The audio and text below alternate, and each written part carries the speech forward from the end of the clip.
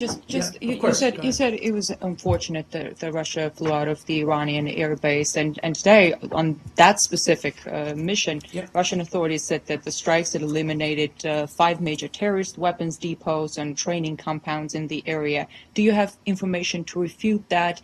And if yes, do you think? If no, do you think it is unfortunate that they're targeting terrorist depots and weapons depots and training facilities? Sure. Fair question. I'd refer you always to the Department of Defense, who does this kind of analysis, and especially our very good people who are stationed in Baghdad, but also the Pentagon regularly assesses where these strikes go, or who they hit, or who they target. So let me finish.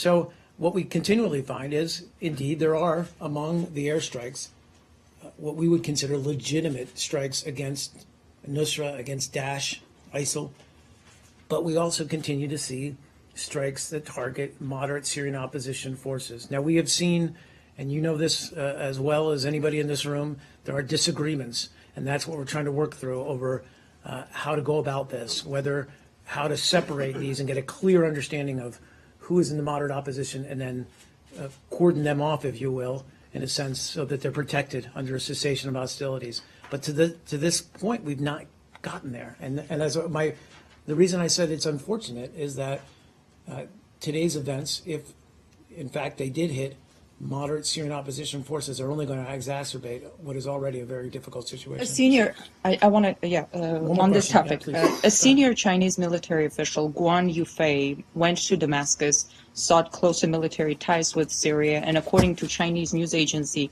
Xinhua, pledged assistance in training Syrian forces. What are your thoughts about China's support for the Syrian government?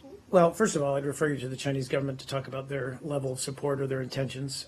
We speak regularly with Chinese officials on Syria, including ways to strengthen the cessation of hostilities and a way to get the political track up and running, improve humanitarian access.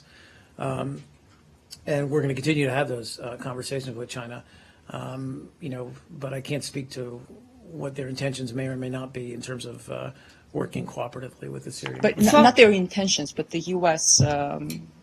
Position on this or opinion on this? I mean, I guess... Look, I mean, the ISSG, the International Syrian Support Group, includes the gamut. We have governments within that group that have worked with the regime, in support of the regime. We all know that. We have governments within that organization or that group that have worked with the moderate Syrian opposition. I think the important thing is, do all the members of this group and does China agree with the sense that, or the idea that we cannot have a military solution in Syria, that we've got to get a cessation of hostilities back on track, and we've got to work collaboratively in order to get there. Specifically on the fight against terrorists, is the U.S. just as on